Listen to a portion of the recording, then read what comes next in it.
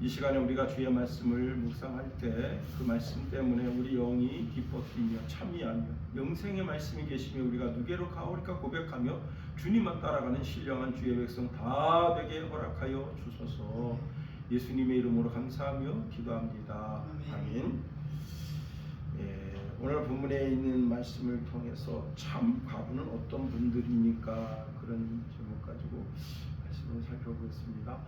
일본에 이제 그 초등학교에 그 애들한테 이제 우유를 급식을 하는데 애들이 10명 중 6명 정도가 우유를 안 먹어요.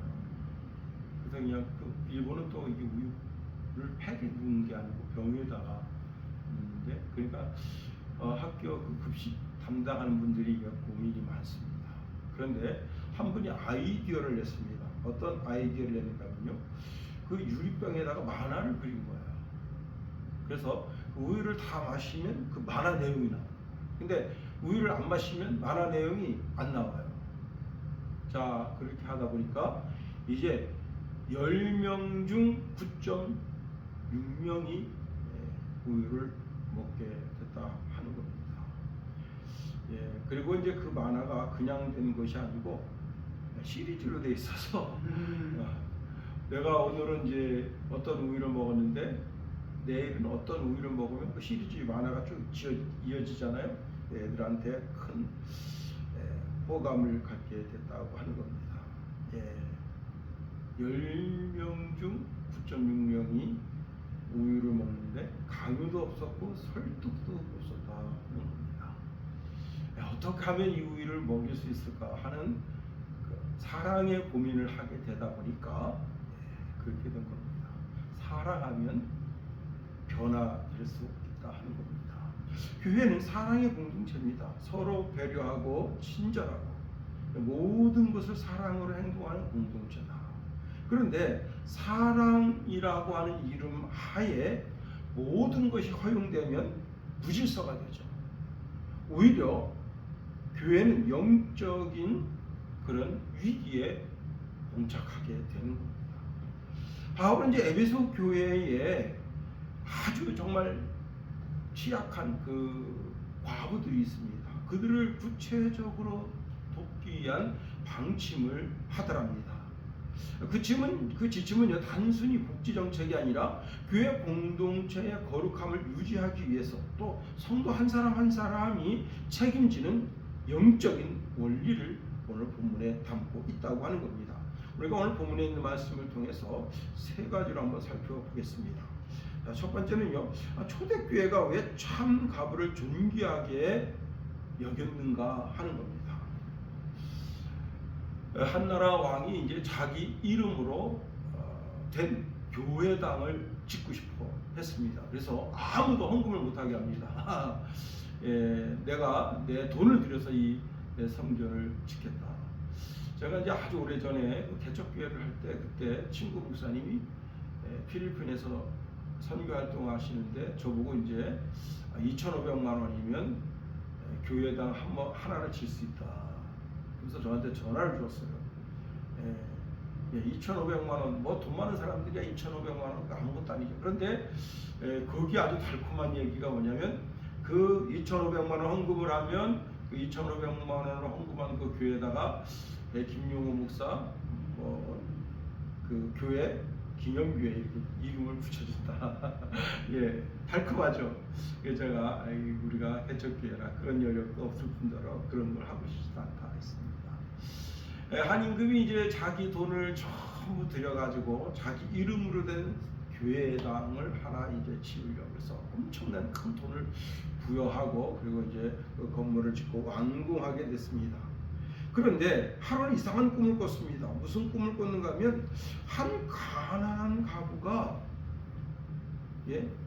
자기 그 꿈에 보니까 자기가 그 이제 자기 무슨 왕의 기념교회 이렇게 그렇게 자기를 이제 머리돌에다가 이렇게 써서 붙이려고 했는데 그게 지워지면서 한 과부의 이름이 거기에 새겨지는 겁니다. 한 번도 아니고 두 번, 세 번. 그래서 희한하다. 왜 이런 일이 있지? 그리고서는 그 가부를 찾으니까 있습니다. 그래서 왕이 물었습니다. 교회를 지을 때 내가 헌금하지 말라지 하지 않았느냐? 도대체 너는 이 성전이 지어질 때 무엇을 했느냐 하고 호통치니까 그 여인이 이렇게 말했습니다. 왕이시여, 나는 아무 일도 한 것이 없습니다. 왕께서 헌금을 못하게 하신데 어떻게 헌금을 하겠습니까? 건축 현장에 접근도 못하게 되어 있는 제가 어떻게 헌금을 하겠습니까? 다만 교회 건축에 동참하고 싶어서 벽돌을 나르는 말들에게 건초를 먹이는 일을 했을 뿐입니다. 했습니다.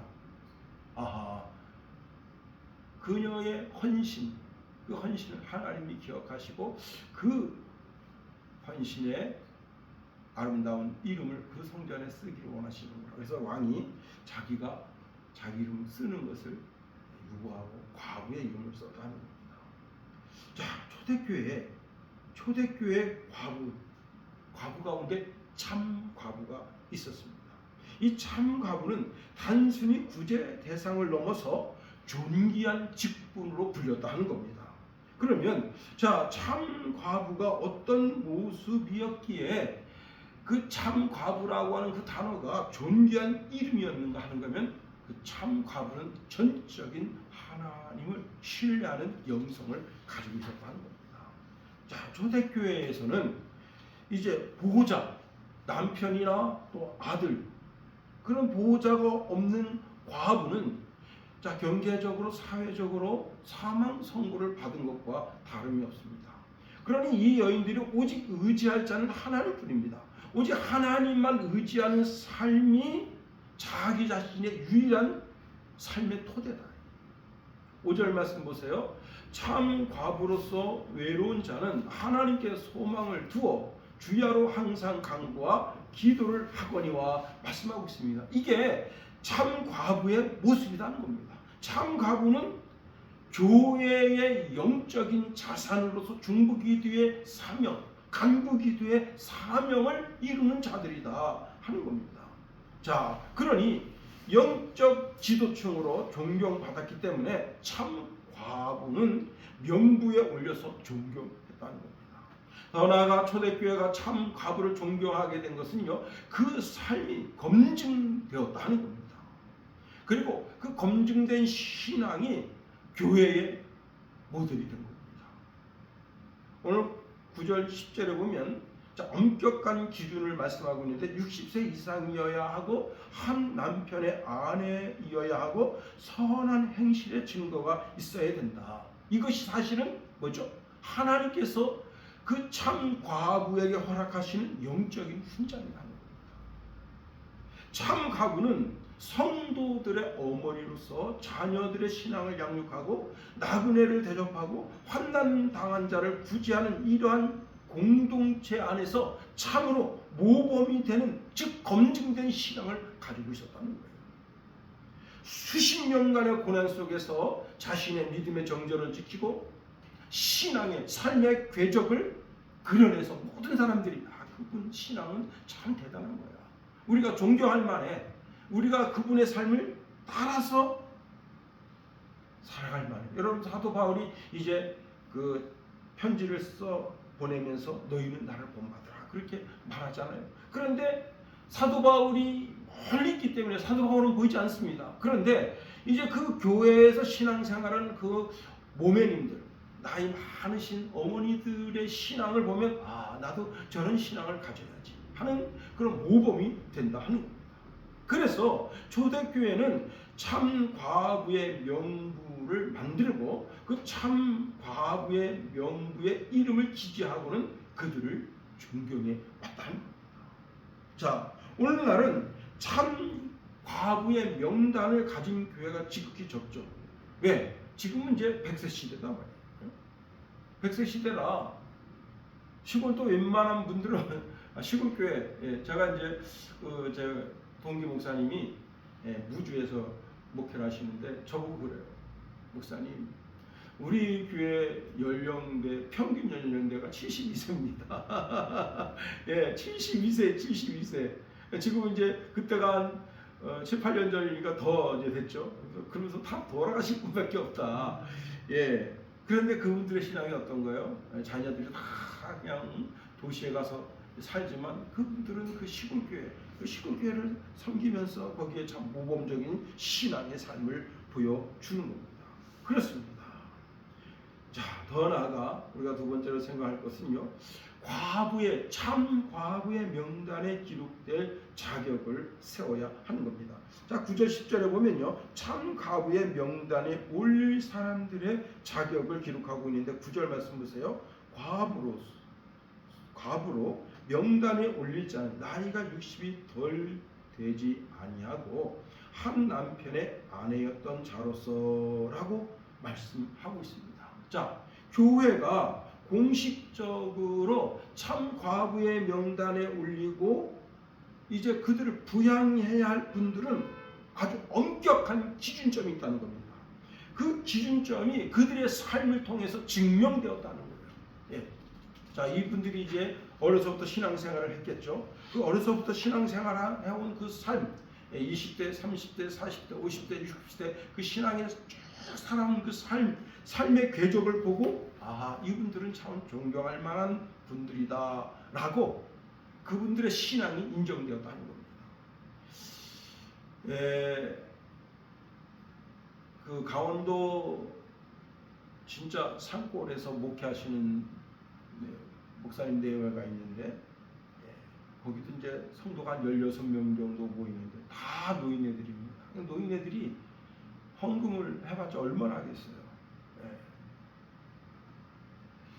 이제 한 권사님이 이제 그 시골 교회를 이제 갔다 오셨는데 저한테 하는 말씀이 여기는 이렇게 뭐 구제헌금 10만 원 이렇게 주는 게 필요한 것이 아니라 여기는 이제 빨래비누 몇 장, 세수비누 몇 장, 그다음에 그 손에 바르는 이제 핸드크림, 그다음에 뭐 이런 거를 구체적으로 사서 보내야 하는 그런 지역이다. 그때 깜짝 놀랐어요.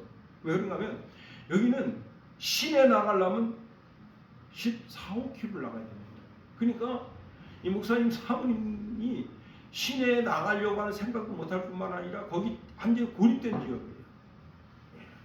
그리고 이제 많은 모매님들이 산에 가서 산나물 같은 거 뜯어가고 근데 아침에 이제 그 마을버스 타고 가서 팔아요. 아침 일찍 팔고 그다음에 이제 한 12시 차로 돌아와서 또 산에 가서 나물 끊어다 팔고 이러시는 분들이 많다는 거예요.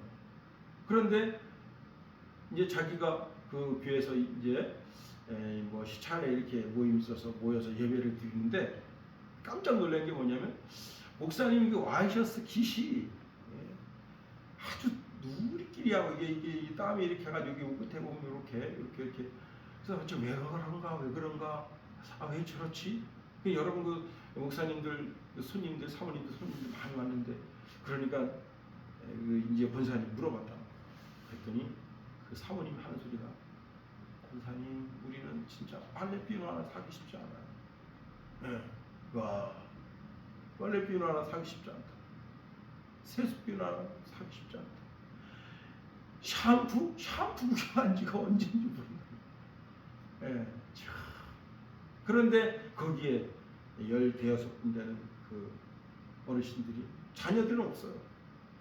제일 젊은 자녀들이 목사님 자녀들이야. 그리고 다 그분들이 그냥 거기서 그렇게 신앙생활합니다. 여러분 제가 아까도 말씀드렸던 100세 시대라고 그분들이 다 그 나름대로 경제활동합니다. 노인네들이. 근데 여기 오늘 본문에 이렇게 말씀하고 있잖아요. 한 남편의 아내였던 자여야 한다는 거예요. 즉 가정 안에서 신실함을 지켰다는 겁니다. 이것은 자기 일평생 자기 남편 한 사람을 이제 보필하면서 그렇게 신앙의 여정을 살아왔다는 겁니다.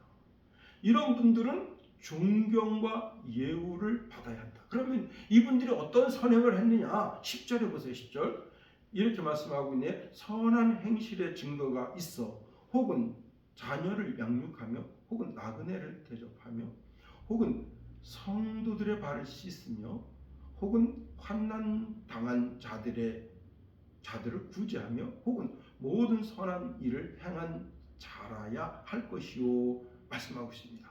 선한 행실의 근거가 있는 자라는 거예요. 예, 그 선한 행실이 쭉 나오죠. 자녀를 잘 믿음 가운데서 양육했느냐, 나그네들을 대접을 했느냐, 성도들의 발을 씻기는 그런 낮은 섬김의 자세를 가졌느냐. 얼마 전에 이제 김옥자 권사가 우리 교회를 다녀갔는데요. 뜻밖의 얘기를 하더라고요. 자기가 그 주일날 아침에 물 떠다가 예수님이 그 12 제자 발을 씻긴 것처럼 아버님 발을 씻겨드렸다고. 그래서 제가 이제 그랬어요. 우리는 이제 추석쯤 한번 목간통에 가고 설날쯤 목간통 간다. 아버님 모시고. 왜냐면 그 설날 때 이제 그래도 옛날에는 다 설날쯤에 이렇게 목간통 갔어요. 그래서 그런 개념으로 간다는데 올해 이제 가려고 했는데 아버님이 이제 뭐 목간통이냐 그래가지고 또 그날 또 다른 일이 있어서 못 갔는데 이제 또 이제 한번 이제 부활절 즈음 돼서 부활절 날이나 아니면 전주날이 한번 해서 이제 또 이제 가려고 하는 그런 마음을 가지고 있습니다. 그렇습니다. 여러분, 발을 씻기는 정말 낮은 자세로 가서 섬기는 신앙의 삶이 있었는가 하는 겁니다. 한 시골 교회에 이제 독신으로 살면서 교회를 섬기는 메리라고 하는 할머니가 있었습니다. 이 할머니는요, 이제 정말 나그네들이 지금은 이렇게 이제 그 숙박시설이 많이 발달되어져 있잖아요. 전 세계적으로 뭐 여행객들이 이제 오고 가고 그러니까 그런 게 잘 발달되어져 있지만 옛날에는 그런 시설이 잘 발달되어 있지 않았습니다. 자, 그런데 이 메리라고 하는 할머니는 자기도 부유하지 않지만 동네에 이제 나그네가 오면 제일 먼저 자기 집을 내주었습니다. 또 교회에 젊은 어머니들이 힘들면 말없이 그 아이들을 돌봐줬습니다. 자, 그녀가 노한으로 늙었을 때 사람들이 그녀의 발이 유난히 거칠고 굳은 살이 박혀 있는 것을 보게 됐습니다. 그래서 누군가 물었다는 거예요. 할머니, 평생 무엇을 하셨기에 발이 이토록 거칠어요? 했더니 그녀가 웃으면서 주님께서 갈아시는 곳에 가서 주님이 사랑하신 이들의 발을 닦아주느라 바빴지요 라고 고백했다 하는 겁니다. 여기 10절에 성도의 발을 씻긴다고 하는 것은 이건 물리적으로 세족식을 했다 그런 의미가 아닙니다. 남들이 하기 싫어하는 굳은 일을 기쁘게 감당했다는 뜻입니다. 자, 공동체에서 남들이 하기 싫어하는 그런 일을 하기가 이게 쉽지가 않아요. 제가 이제 섬기던 교회에 이 학생놈들이 참 장난이 아주 짓궂어요. 그날 이제 뭐가 나왔냐면 콜라가 나왔어요. 콜라. 여러분 그 옛날에는 진짜 그 교회에서 식사하고 이 초코파이 하나 하고 그다음에 콜라 대접하는 게 큰 대접입니다. 그것도 이제 집사님들이 돌아가면서 이렇게 초코파이하고 콜라를 대접했는데 학생놈들이 장난하다가 그 컵이 깨졌어요. 유리인데 이 끝에가 깨진 거예요.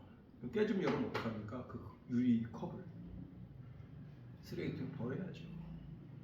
근데 이놈들이 그걸 버리지 않고 그냥 개수대에 놓은 거예요. 그런데 모두 다 컵을 갖다 다 놓으니까 컵이 뭐 어마어마하죠. 한 5, 60개가 그 개수대에 들어있는데 아무도 씻으려고 하지 않아요. 예배가 끝났습니다. 끝나니까 어떻게 사모님 몫이 된 거예요. 그래서 사모님이 이제 퐁퐁 타가지고 딱 하다가 딱 하는 거군요. 8바늘인가 뽑았습니다. 그 내가 나중에 그 사실을 알았어. 그 내가 그 학생회를 나무랬습니다. 이놈이 이제 말을 못하는 거예요. 그때 이제 제가 그냥 일개 선생이었는데 선생님 큰일 났습니다. 왜냐? 그 컵 제가 갖다 놨다. 그 내가 야 깨진 거 그 유리가 얼마나 날카롭냐 그거 갖다 버려야지. 그걸 왜 거기다 놓냐. 참 안타까운 일이죠. 자, 성도의 발을 씻긴다고 하는 것은 정말 그 공동체에서 가장 낮아진 그런 삶의 형태에서 섬기는 거죠. 이걸 거룩한 흔적이라 그렇게 말할 수 있는 겁니다. 여러분, 우리 모든 성도들은요, 좀 더 낮아져서 거룩한 흔적을 가지는 성도가 되어야 하는 겁니다. 그럴 때 우리가 그런 분들을 여러분 굳이 찾지 않더라도 알게 되죠.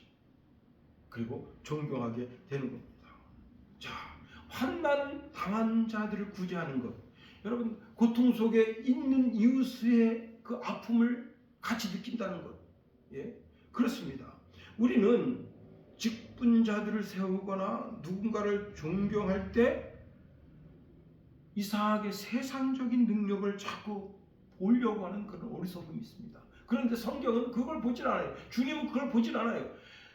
거룩한 섬김의 흔적이 있었는가를 보는 겁니다. 그렇죠. 여러분, 거룩한 섬김의 흔적이 있는가? 자, 세 번째로, 자, 우리도 참 과부들처럼 선한 일을 추구하며 살아야 한다는 겁니다. 미국의 한 목사님이 이제 그 자기 교회 성도 중에 한 분이 그 방에 갔더니 냄새 그냥 진짜 괴기한 냄새가 코를 찌릅니다. 그래서 이제 그 자매님한테, 자매님 왜 이렇게 집에서 이렇게 냄새가 많이 나요? 애들은 또 뭐 그냥 천방지축 뛰어다니고 막 그런데, 이 자매님이 이제 목사님한테 하는 얘기가, 의사가 이렇게 지금 집에만 처박혀 있지 말고 밖에 나가서 그 아침에 따뜻한 햇빛도 보고 그다음에 신선한 공기도 마시고 마시다 그 돌아다니고 그렇게 하라 하는데, 저 애들을 보세요. 제가 이 집 밖에 나가면 이제 사고 뭉치들, 그래서 제가 어떻게 문짝다시 못합니다. 그때 그러니까 목사님 알았다고. 그때 사모님하고 둘이 그 집에 방문한 겁니다. 우리가 애를 볼 테니까 지금서부터 3시간 동안 밖에 나갔다 와라. 사모님하고 목사님하고 그분이 이제 그 우울증에서 회복되게 하기 위해서, 그리고 그냥 그 집에 그냥 그 청소를 해준 거예요. 해주고 그 애들을 봐준 거예요.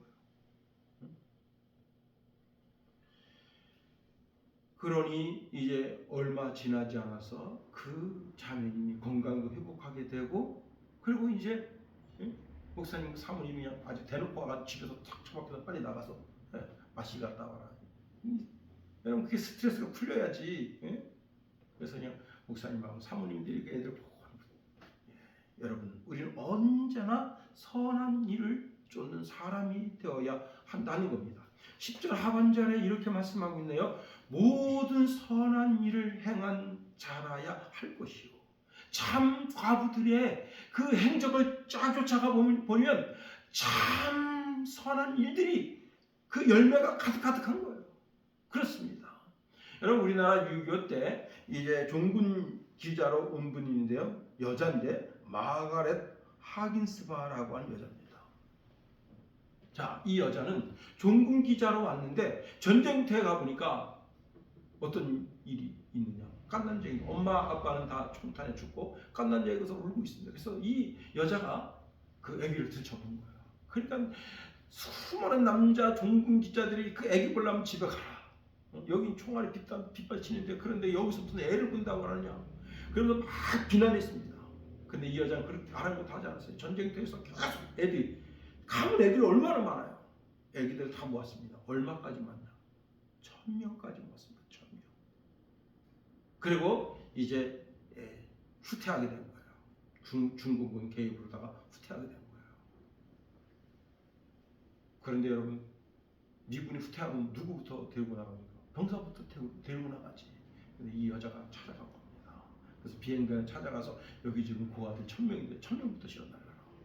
말도 안 되죠. 이 한국의 얘들은 뭐지? 얘네들은 지금 한국의 북한 애들이니까 북한군들이 다 책임져야지. 이 애들 못 데리고 나가냐 말이야. 이 여자 끈질기게 이제 설득해서 결국은 1000명 아이를 다 실어냈습니다. 최종적으로요, 이제 마가렛 하긴스바는 그가 이제 이렇게 말하고 있습니다.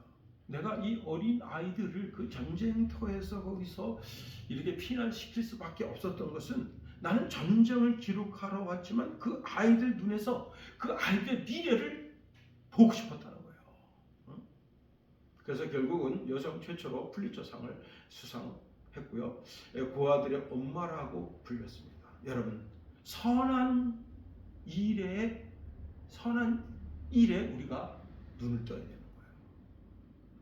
선한 일을 쫓는 사람은 그 평판이 교회 안에서뿐만 아니라 교회 밖에서도 또 어떤 선한 일이든지 그 선한 일에 대한 어떤 그런 선입견 그런 것이 없어요. 그 선한 일에 대하여 그 일을 이루어 하나님께 영광 올려드리려고 몸부림치는 사람이다 하는 겁니다. 어떤 사람들은 이런 사람들이 있습니다. 교회 안에서는 참 교회 일은 잘해요. 근데 교회 밖에서는 진짜 이 사람이 신앙인인가 할 정도로 정말 그런 사람들이 있습니다. 우리는 교회 안에서나 교회 밖에서나 정말 신실하게 선한 일에 우리가 최선을 다해야 하는 겁니다. 그렇습니다. 자, 선한 일을 함에 우리는 어떻게 되느냐? 일관성 있게 내가 20대에 선한 일을 쭉 꾸준히 추진했습니다. 30대, 40대, 50대, 60대 주님이 오라는 그날까지 선한 일에 꾸준히 한 번 이벤트 같은 선한 일을 할 수 있어요. 그건 이벤트야. 그런데 우리 일상생활 속에서 고통당하는 사람들, 그 사람들에게 다가가서 그 사람들의 희노애락을 같이 해주는 삶을 사는 것이 그리스도 예수의 자녀된 삶이다. 더 나아가 여러분, 오른손이 하는 일이 왼손이 모르도록 그렇게 묵묵히 그 광주 한 동사무소에 학생 3명인가가 과자 같은 거를 막 갖다 잘 싸놨어요. 근데 이게 그 동사무소 안에서 보니까 애들이 자꾸 뭘 왔다 갔다 해. 박스 같은 거 갖다 놓고. 그런데 이제 자기들이 좋아하는 그 과자 같은 거 있잖아요. 그거 사가지고 박스를 몇 상자 갖다 놓은 거예요. 나중에 이제 그 관계자가 아이고 애들이 자꾸 왔다 갔다 한다 나가보자. 그러니까 관계자가 나오자마자 다 도망갔습니다. 근데 거기 편지가 써 있어요. 어려운 이웃들에게 이 과자를 나눠주세요. 와, 여러분 거기에 자기 이름 드러내고 싶은 그 정치인들 많지 않으죠? 근데 얘들은 그게 아닙니다. 순수한 마음. 정말 그 일대 자기보다 더 형편이 어려운 분들을 위해서 더 나아가 자 우리는 구체적으로 선한 일을 실천해야 됩니다. 베드로 사도는요 베드로전서 4장 11절 이렇게 말씀하고 있습니다. 누가 말하려면 하나님의 말씀하시는 것 같이 하고 누가 봉사하려면 하나님이 공급하시는 힘으로 하는 것 같이 하라. 이는 범사에 예수 그리스도로 말미암아 하나님의 영광을 받으시게 하려 함이니 그에게 영광과 권능이 세세 무궁하도록 있느니라 말씀하십니다. 그렇습니다. 여러분 참 과부로서 존경했던 그 어머니들의 삶에 자녀 양육, 나그네를 대접하고 성도들의 발을 씻김 이런 그런 모든 일들이 상대방을 대할 때 어떤 마음으로 그 일을 추진했는가 하면 이 분은 이 땅에 계신 하나님이다 라는 마음으로 그들 섬기는 섬김의 모습이 있었다는 거예요. 그러니까 어린 소자에게 한 것이고 나에게 한 것이라고 주님 말씀하시잖아요. 그렇게 우리 이제 아버님이 우리 교회에 나오시는데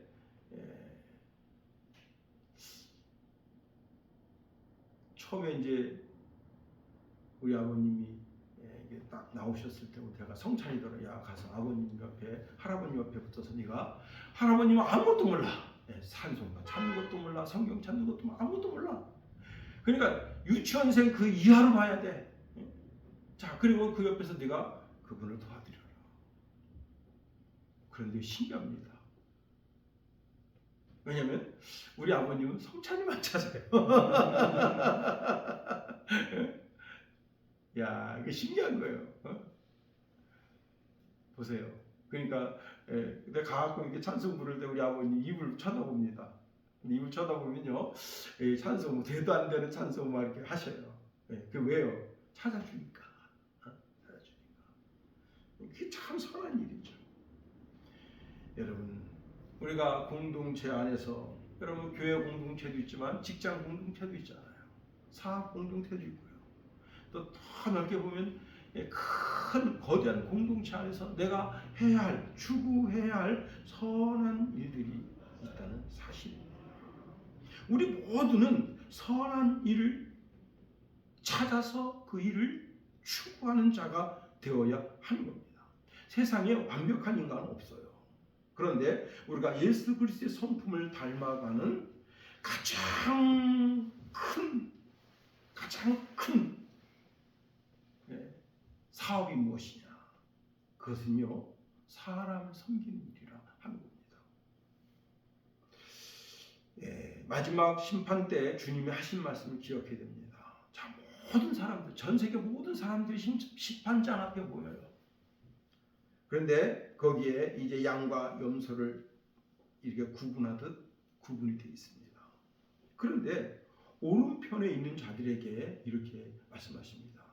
내 아버지께 복 받을 자들이여, 나와 창세로부터 너희를 위하여 예비된 나라를 상속받으라. 내가 줄일 때 너희가 먹을 것을 주었고, 목마를 때 마시게 하였고, 나그네 되었을 때에 영접하였고, 헐벗었을 때 옷을 입혔고, 병들었을 때 돌아보았고, 옥에 갇혔을 때 와서 보았느니라. 그러니까 의인들이 깜짝 놀랐습니다. 예수님, 우리가 언제 예수님께서 줄이신 것을 보고 음식을 대접했고, 예수님이 언제 목마르신 것을 보고 마시게 하였습니까? 또 예수님이 언제 나그네 되셔서 우리가 예수님을 영접하였고, 예수님이 헐벗은 것을 보고 옷을 입혔습니까? 어느 때에 예수님이 병드셔서 또 옥에 갇히셔서 우리가 가서 돌아보았습니까? 하니까 이렇게 말씀하셨습니다. 내가 진실로 진실로 너희에게 말한다.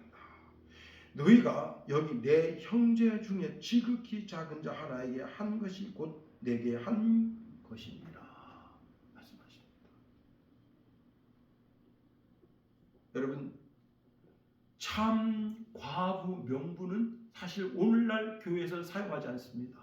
그럼에도 불구하고 에베소 교회는 참 과부 명부가 있었는데 그 참 과부 명부에 그 이름이 들어갔다고 하는 그 사실 하나만으로도 온 교회가 그분들의 신앙을 인정하고 그분들을 교회의 어머니로 인정하고 그분들을 이제 공개하게, 그분들이 먹고 사는 이런 모든 문제를 이 성도들이 다 일심해서 이제 그분들을 공개하고 하는데, 조금 더 부족함이 없도록 그분들을 섬겼던 것은 그들이 선한 일을 추구하는 분들이었다 하는 겁니다. 이 선한 일을 추구하는 것을 하나님도 알아주신다는 거예요. 그게 곧 예배다.